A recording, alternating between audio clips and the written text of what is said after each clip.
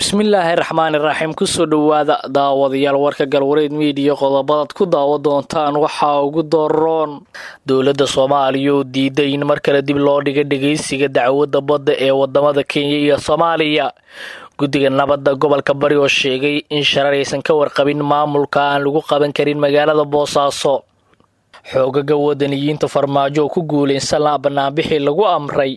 ma laga yaabaa inuu Axmed Madoobe iscasilo muxuu ku dambeyn doonaa aayaha Jubbaland. baaritaana lagu bilaabay xildhibaano uu ka mid yahay Aadan Barre Ducaalo oo lagu eedeeyay inay haystaan jinsiyadda Soomaaliya. Ciidamada Kenya oo duqeyn dad badan ay ku geeriyoodeen ka fuliyay degmada Hoosingo gobolka Jubbada Hoose. maxkamad go'aaminaysa in Boris Johnson loo xiri karo heshiis la'aan haddii uu uga baxo midowga Yurub iyo banaanbaxyada ka socda dalka Ciraaq oo sii xoogeystay. hagaaga haddii aad nagu cusub tahay fadlan daawaday subscribe channelkan si aad u hesho wax kasta oo aan channelkan soo gelino intii aad maqasheen iyo qodobo kale ku soo dhawaada daawadayaal. abaabulka banaanbax weyn oo xoogagga wadaniyiinta farmaajo doonayeen in lagu qabto Muqdisho oo amarkiisa bixiyay madaxweyne farmaajo ayaa lagu guuleysan laagyahay sida ay ogaatay warbaahinta. banaanbaxan ayaa ka dhan ah madaxweynayaashii hore ee Soomaaliya Xashan Sheekh Maxamuud iyo Shariif Sheekh Axmed oo ay dawladdu aad u dhiibsatay kulamada ay ka wadaan Muqdisho ee looga soo horjeedo xadgudubka ay dawladdu ku sameysay xuquuqda isu socodka muwaadinka,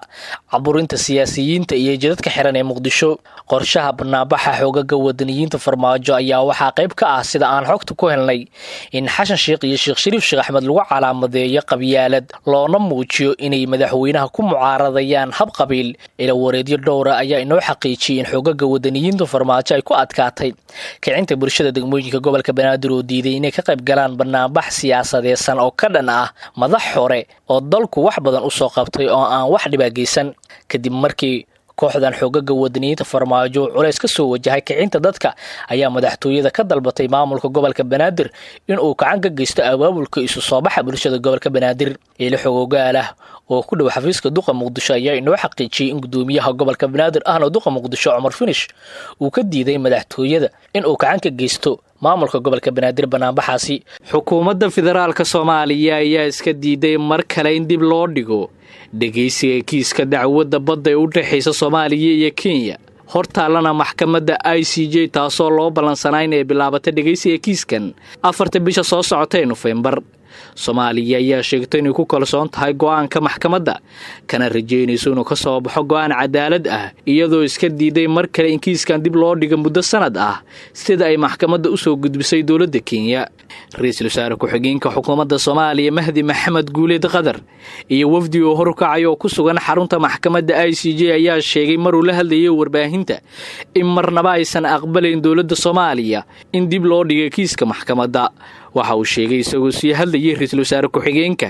in dawladda ay gudbisay qoraalka diidmada ah isla markaana Kenya ay dhankeeda gudbisay in kiiska badda dib loo dhigo muddo 12 bilood ah.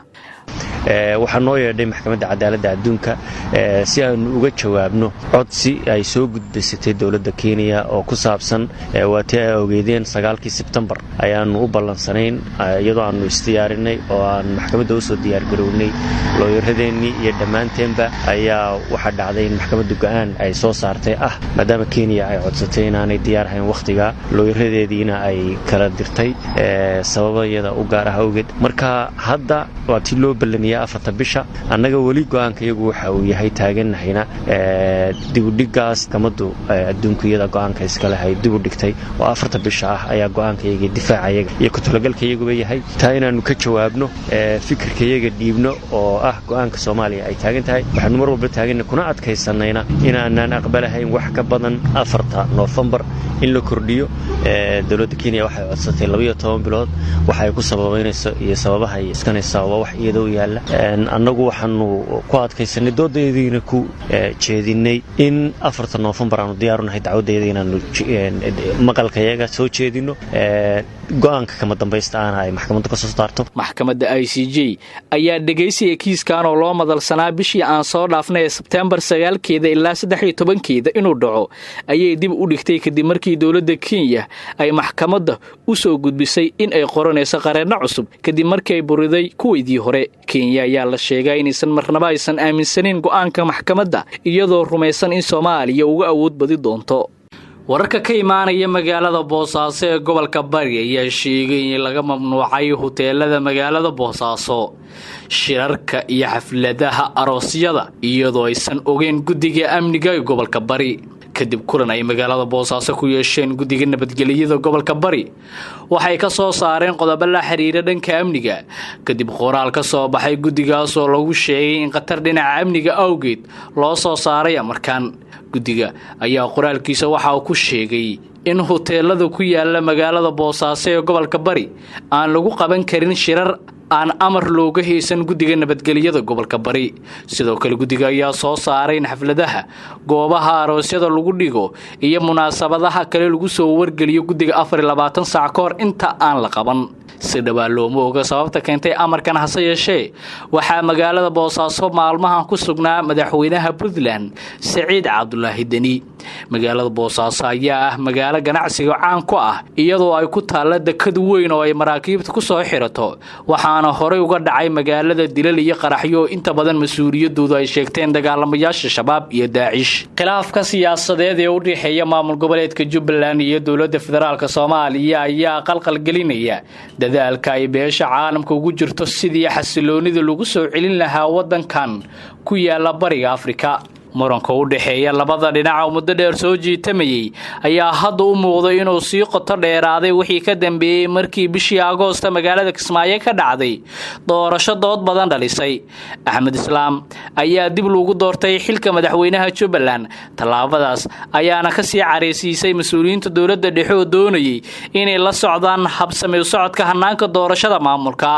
dib u doorashada Axmed Madoobe waxaa gaashaan ku dururtay wasaaradda arrimaha gudaha ee heer federaal waxaana sidoo kale ka biyo diiday laba hogaamiye siyaasadeed oo gobolkaas ka soo jeeda kuwaas oo si iskooda ugu dhawaaqay inay madaxweynayaal ka yihiin Jubbaland khilaafkan ayaa dhinaca kale u wiiqay xiriirkii dowladda Kenya iyo Itoobiya gaar ahaan wada shaqeyntooda dhinaca militariga ee qaybta ka ah howlgalka midowga Afrika ee Soomaaliya ee AMISOM Axmed Madoobe wuxuu muujiyay inuu diyaar u yahay inuu wada hadal la galo dadka oo dhan oo ay ku jiraan siyaasiyiinta mucaaradka balse wali arintaas kama aysan jawaabin dowladda federaalka iyo hogaamiyaasha siyaasadeed gobolka Toona hasaatee Axmed Madoobe qorshaha ugu jirto inuu xilka iska casilo in laga afgambiyo mooyee al-shabaab ayaa dhankeeda isku dayeysay inay ka faa'iideysato khilaafka u dhexeeya dowladda federaalka iyo maamul goboleedyada qaarkood sida ay muujisay xog ururin ay BBC-du sameysay waxa kale oo ay xogtu ku qeexaysaa in dadka ugu jira xanaaqa dhinaca qabiilka ay ku biiri karaan al-shabaab khilaafka Jubbaland ay suurtagal tahay in sidoo kale sii xoojiyay xiisada diblomaasiyadeed ee u dhexeeya dowladaha Soomaaliya iyo Kenya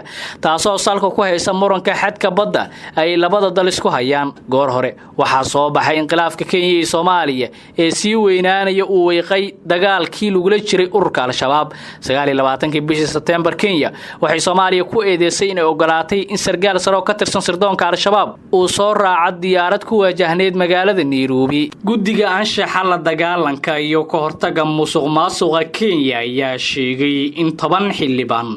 oo Soomaalida Kenya u badan oo haysta baasaboorada dalal kale ay xilkooda weyn doonaan mudanayaashan ayaa waxaa ka mid ah Aadan Barre Ducaale Yuusuf Xasan Cabdi Safiya Sheekh Aadan Xaaji Cali Maxamed Gaarane Maxamed Daahiye iyo kuwa kale hay'adda ayaa sheegtay inay baaritaan ku hayso xildhibaanada isla markaana ay weydii doonaan xilalkooda haddii lagu soo cadeeyo in dalal kale ka dhalasho haystaan hay'adda ayaa sheegtay inay baaritaan ku hayso xildhibaanada isla markaana ay waayi doonaan xilalkooda haddii lagu soo cadeeyo inay dalal kale dhalasho ka haystaan xildhibaanadan ayaa beeniyay eedeymaha loo soo jeediyay isla markaana aysan dhalasho ka haysan dal kale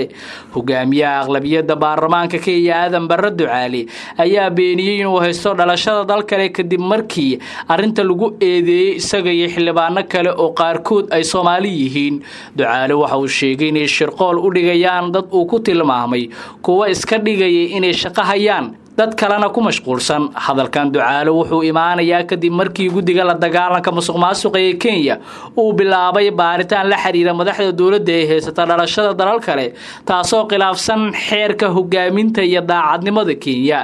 madaxa fulinta ee guddiga waxa uu sheegay in guddigu qaadi doono talaabo si xilka qaadis lagu sameeyo dadkaas haddii dambi lagu soo helo